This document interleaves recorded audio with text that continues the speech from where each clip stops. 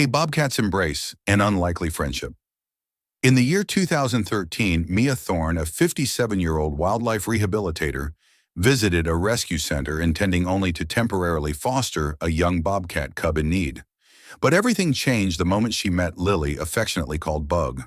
With a warm, unguarded gaze that seemed to defy her wild nature, and an extraordinary gesture, Bug immediately captivated Mia. Within minutes, Mia knew this wasn't going to be temporary. Their connection wasn't just about rehabilitation. It was as if two lost souls had finally found each other. How did a creature meant for solitude become a source of healing for a grieving woman, and then an entire community? It wasn't just behavior. It was a kind of love language. This is the story of Lily. Bug, a bobcat unlike any other known, not for fierce growls or wild instincts, but for showing affection in the most surprising way. She hugs everyone she meets. Before we dive in, hit that like button and subscribe if you haven't already. Don't forget to ring the notification bell so you won't miss any new stories. The soft Oregon drizzle did little to dampen the determined spirit of Mia Thorne. At 5'7", with silver streaks woven through her auburn hair like threads of moonlight, she possessed an energy that belied the quiet sorrow etched around her kind blue eyes. It had been 5 long years since her husband David had lost his battle with cancer, leaving a void in their cozy farmhouse nestled at the edge of the Willamette National Forest. Her work as a wildlife rehabilitator, once a shared passion, now served as her solitary anchor, a way to channel her nurturing instincts and quiet the persistent ache of loneliness. One crisp October morning in 2013, the phone jangled, pulling Mia from her meticulous record-keeping. It was Sarah Jenkins from the Cascade Wildlife Rescue, a larger facility an hour's drive away. "Mia, dear, we've got a situation." Sarah's voice was tinged with its usual urgency. "A young bobcat cub female, maybe 6 weeks old. Hikers found her near a logged area. No sign of mama. She's weak, dehydrated, but feisty enough. We're swamped here. Could you possibly foster her short-term, just until we can find a more permanent placement? Or if, miracle of miracles, she's suitable for a release program later?" Mia hesitated. Bobcats were a different league. Her expertise lay more with injured raptors, orphaned fawns, the occasional bewildered beaver.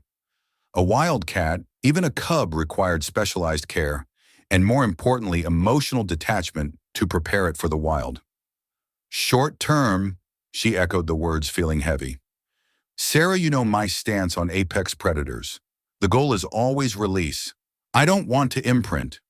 I know," Sarah cut in gently, "but she needs intensive one-on-one care right now. You're the best we've got for that kind of initial critical nursing. Just a few weeks, Mia. Get her strong, please." The plea in Sarah's voice combined with the image of a tiny orphaned predator chipped away at Mia's resolve. "All right, Sarah, I'll come get her." The drive to Cascade Wildlife Rescue was filled with a mix of apprehension and a flicker of something akin to anticipation. Mia reminded herself of the protocol's limited handling, mimicking natural feeding, avoiding direct eye contact that could be interpreted as a challenge or worse, a bond. At the center, the air was thick with the scent of disinfectant animal feed and an underlying wild musk. Sarah, a whirlwind of khaki and boundless energy, led Mia to a quiet, temperature-controlled room. In a large, straw-filled carrier, a small, tufted-eared creature lay curled into a tight ball. Its spotted coat, designed for camouflage, seemed to shimmer under the fluorescent lights. "We've named her Lily for now," Sarah whispered, "though she's acting more like a little bug all curled up." Mia knelt, her gaze softening despite her professional intentions. The cub was impossibly small, her paws delicate, her breathing shallow. As Sarah gently lifted the cub for a quick health check, Mia saw her eyes properly for the first time. They weren't the fierce yellow-gold slits of a wild hunter, but a surprisingly warm, almost amber hue, wide and unguarded. They locked onto Mia's, and for a breathtaking moment, the world seemed to fall away. There was no fear in that gaze, no feral suspicion, just a profound, searching look that resonated deep within Mia's own lonely soul. She's something else," Mia murmured, her voice barely a whisper. Sarah, busy with a syringe of electrolyte solution, nodded. "She hasn't hissed or spat once, just watches." The cub, whom Mia found herself already calling Bug in her mind, was indeed a bug tiny fragile, yet with an undeniable tenacity. Back at her farmhouse, Mia set up a large enclosure in her spare room, complete with branches for climbing a den-like box and soft bedding. The first few days were a blur of bottle feeding, specialized formula, monitoring her temperature, and willing the little creature to live. Bug was weak, often listless, but she never refused food from Mia, her tiny pink tongue lapping delicately. Mia adhered strictly to the non-imprinting protocols, wearing gloves, keeping her voice low and neutral, yet Bug seemed to defy these efforts. During feedings, she would often stop suckling for a moment, her amber eyes fixing on Mia's face, not with a wild animal's assessment, but with something that felt disconcertingly like recognition. One evening about a week into Bug's stay, Mia was exhausted. She'd been up late tending to a barn owl with a broken wing and had risen before dawn for Bug's feeding. As she carefully lifted Bug from her warm box for her meal, the cub did something entirely unexpected. Instead of just accepting the bottle, Bug, with surprising strength for her small size, pushed her front paws against Mia's chest. She didn't claw, didn't struggle. She simply rested them there, her tiny head tilting to press against Mia's shoulder. Then she nuzzled, a soft rumbling purr vibrating through Mia's shirt. Mia froze. This wasn't in the manual. This wasn't wild behavior. It was an embrace, a tiny fragile bobcat hug. Her heart so long guarded, constricted with an emotion she hadn't allowed herself to feel in years. It was a rush of warmth, of connection, so potent it brought tears to her eyes. She gently stroked Bug's soft fur, the professional detachment shattering into a million pieces. "Oh, Bug," she whispered, her voice thick. "What am I going to do with you?" From that day on, their relationship transformed. Mia still intended to prepare Bug for a life in the wild if possible, but the emotional wall had crumbled. Bug, it turned out, was an exceptionally affectionate creature. Every feeding was accompanied by this gentle pressing of paws, this nuzzle against Mia's neck or shoulder. It wasn't demanding or desperate. It was a quiet, tender offering. As Bug grew stronger and more mobile, her unique form of affection became more pronounced. If Mia sat on the floor near the enclosure, Bug would come to the wire mesh, not to pace or hiss, but to rub against it, purring like a miniature motor. When Mia entered the enclosure to clean or refresh water, Bug would trot over, stand on her hind legs, and gently place her front paws around Mia's legs, resting her head for a moment before stepping back. The weeks turned into a month. Bug was thriving. Her coat was sleek, her eyes bright, her movements agile and playful. But the more time Mia spent with her, the more she realized Bug was different. There was a profound gentleness to her, a lack of the typical bobcat aloofness and aggression Mia had read about and witnessed in documentaries. The time came for the difficult conversation with Sarah. "She's doing remarkably well, Mia," Sarah said over the phone. "We've been talking to a couple of sanctuaries' potential release programs down the line, but they're very selective." Mia took a deep breath. "Sarah, I don't think Bug is a candidate for release, and I don't think I can give her up." There was a pause. "Mia, are you sure this is a bobcat, not a house cat? You know the complexities, the permits." "I know, but Bug, she's not like other bobcats. She's incredibly gentle, and she hugs me, Sarah. Actually hugs me." Mia knew how insane it sounded. Sarah was quiet for a long moment. "A hug?" "Yes. She puts her paws around me and rests her head on my shoulder. She does it every day. It's her way of connecting." Sarah, who had seen her fair share of unusual animal behaviors, was intrigued. "All right, Mia, if you're serious, we can start looking into the legalities. It'll be a mountain of paperwork.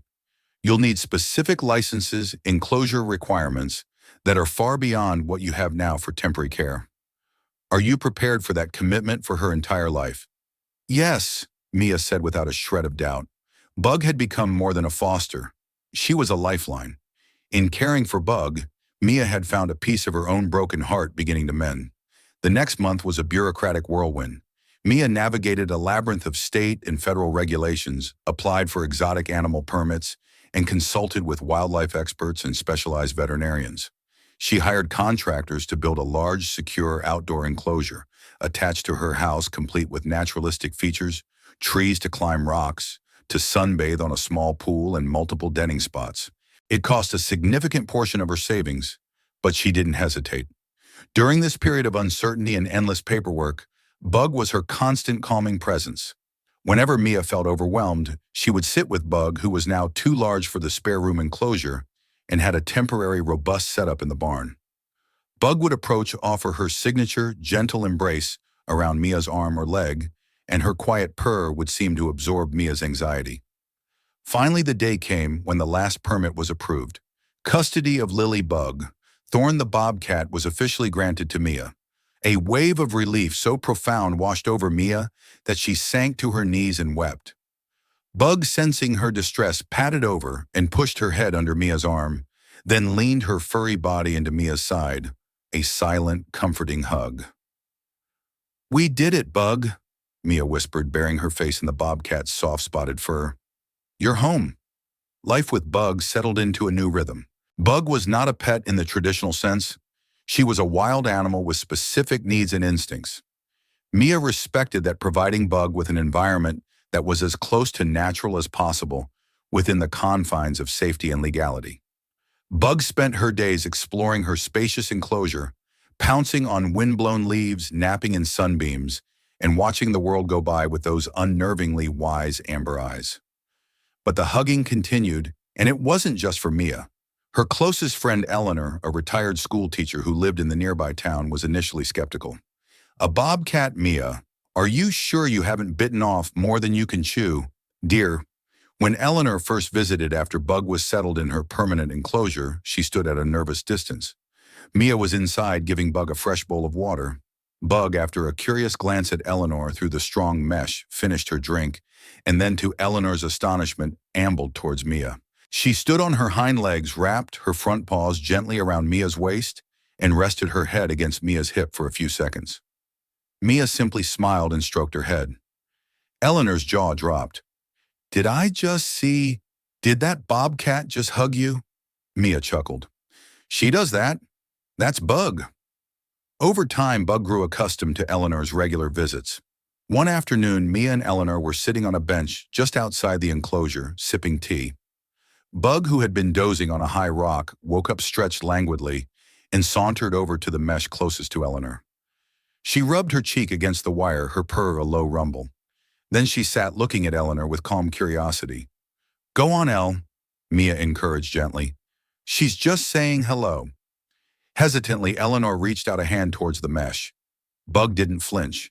Instead, she leaned into the touch, allowing Eleanor to scratch behind her tufted ears. Then, with a slow, deliberate movement, Bug lifted a paw and gently pressed it against the mesh, right where Eleanor's hand had been. It wasn't a swat, not a grab. It was a soft, sustained touch. Eleanor pulled her hand back, her eyes wide and misty. "Oh, Mia, she's extraordinary." Bug's fame, or rather the curiosity surrounding her, began to spread locally. Mia was careful, never exploiting Bug or putting her in stressful situations, but for trusted friends or fellow wildlife enthusiasts who understood the boundaries, she would occasionally allow supervised interactions, always with Bug's comfort as the priority. One such visitor was young Leo, the grandson of Mia's neighbor, Mr. Henderson. Mr. Henderson was a gruff, elderly farmer who initially viewed Mia's menagerie with suspicion. Wild animals belong in the wild, he'd grumbled more than once. But Leo, a quiet, sensitive 10-year-old who was struggling after his parents' recent divorce, was fascinated by animals. Mr. Henderson, despite his reservations, brought Leo over one day ostensibly to drop off some spare lumber Mia had asked for. While the adults talked, Leo stood mesmerized by Bug's enclosure. Bug, in turn, seemed equally intrigued by the small human. She came to the fence line, sat down, and just watched him with her calm amber eyes. Mia, seeing the boy's gentle demeanor, invited him closer. "This is Bug, Leo. She's very special." Leo slowly approached, his gaze fixed on the beautiful cat. Bug mirrored his stillness. Then she did something Mia had rarely seen her do with a new person so quickly. She lay down near the mesh, rolled slightly onto her side, exposing a sliver of her spotted belly, and let out a soft chuff. Mia explained to Leo, "That's a friendly sound. It means she feels comfortable." Then Bug reached out a paw, extending it slowly through a wider gap in the mesh, not towards Leo, but placing it gently on the ground between them, as if an offering. Leo, his eyes shining very slowly, reached out his own small hand and placed it near Bug's paw. Bug didn't move, just let her paw rest there. After a few moments, Bug drew her paw back, and then replicating the gestures she'd shown Mia countless times, she pressed herself lightly against the mesh, where Leo stood, her head tilted. It wasn't a full hug through the barrier, but the intent was unmistakable. Leo gasped a small joyous sound. She likes me. Mr. Henderson, who had been watching with a stern face, found his expression softening. He cleared his throat. Well, I'll be. Smart cat. From that day on, Leo was a regular visitor. He'd bring Bug little gifts, a brightly colored leaf, a smooth stone, and would sit by her enclosure, sometimes talking to her softly, sometimes just sharing the silence. Bug, in her own quiet way, always acknowledged him, often coming to the mesh, to sit with him, offering her gentle presence and the occasional soft press of her paw or head. Mia saw a lightness return to Leo's eyes, a small measure of healing, facilitated by a creature who communicated in the universal language of gentle touch. There were heart-wrenching moments, two reminders of Bug's wild origins and the precariousness of life. One spring, a distemper outbreak swept through the local raccoon population. Mia was terrified for Bug. Even though Bug was vaccinated and her enclosure secure for weeks, Mia lived in a state of heightened anxiety, meticulously disinfecting everything, her worry a constant knot in her stomach. During those tense weeks, Bug seemed acutely aware of Mia's distress. Her hugs became more frequent, more lingering, as if she were trying to absorb Mia's fear. She would follow Mia's movements from within her enclosure, her amber eyes full of an almost human understanding. One evening, as Mia was doing her final check, overwhelmed by exhaustion and worry, she leaned against the mesh of Bug's enclosure, tears silently tracing paths down her cheeks. Bug came to her, not with a playful nudge, but with a quiet gravity. She pushed her head firmly into Mia's hand, then stood on her hind legs, pressing her furry body as close as the wire would allow, her paws resting gently on Mia's arms. She stayed there for a long time, purring deeply, a steady rhythmic comfort in the twilight. In that moment, Mia didn't feel like a caretaker and a wild animal. They were simply two souls offering solace to one another. The distemper threat eventually passed, leaving Bug untouched, but the memory of Bug's unwavering comfort during that period remained deeply etched in Mia's heart. Years passed. Bug grew into a magnificent adult bobcat, sleek and powerful, yet retaining that extraordinary gentleness. Her official name, Lily, was rarely used. She was and always would be Bug. She became a quiet legend in their small corner of Oregon. People Mia met would often ask, "Are you the lady with the hugging bobcat?" Mia, now in her late 60s, found her days filled with a profound sense of peace and purpose. The sharp edges of her grief for David had softened, replaced by a gentle warmth that Bug had somehow helped rekindle. Bug was more than a rescued animal. She was a companion, a confidant, a furry four-legged therapist who communicated not with words but with the profound eloquence of a gentle touch, a comforting presence, a heartfelt hug. One sunny afternoon, Mia sat on her porch swing, a photo album open on her lap. It was filled with pictures of David, of their life together, and now increasingly of Bug. Bug herself was in her enclosure, sunbathing on her favorite flat rock, the picture of contentment. Eleanor joined her, bringing a tray with lemonade and cookies. Reminiscing dear, Eleanor smiled, a genuine, untroubled smile. "Just feeling grateful for everything," Mia replied, "for David, for this life, and for that incredible creature over there." She looked towards Bug, who, as if sensing she was the topic of conversation, opened one amber eye and looked back at Mia. Bug then slowly rose, stretched and ambled over to the side of the enclosure closest to the porch. She sat watching Mia with that familiar, loving gaze. "You know," Mia said softly, her voice filled with emotion, "when I first went to that rescue center, I was just going to foster a bobcat cub. I was determined to keep my distance, to not get attached. I thought my heart had closed up for good after David." She paused, then continued, "But Bug, she had other plans. She didn't just capture my heart. She reminded me it could still open, still feel. She showed me that even in the wildest of creatures, there can be an immense capacity for gentleness, for connection." As if on cue, Bug stood on her hind legs, reached her paws through the mesh as far as she could, and gently patted the air in Mia's direction, a familiar gesture that always made Mia's heart swell. Mia knew that their time together, like all precious things, was finite. But for now, in the golden light of that Oregon afternoon, surrounded by the quiet sounds of nature and the unwavering affection of a bobcat who didn't growl but hugged Mia, Thorne felt an overwhelming sense of joy. Bug had not only found a home, she had created one, a sanctuary of love and understanding, where even the most unlikely of bonds could blossom, proving that sometimes the most profound connections are found in the quietest embraces, a silent language of the heart, understood by human and animal alike. And in that, Mia found her own wild, wounded soul, truly and finally healed. The valuable lesson: love and connection can be found in the most unexpected places and with the most unexpected creatures. Open your heart, and you might be surprised by the healing and joy that can blossom. What did you think of the story? Share your comments below. And if you enjoyed this heartwarming tale, please subscribe to our channel for more amazing animal stories. We'd rate this story a solid 9/10 for its emotional impact and unique message.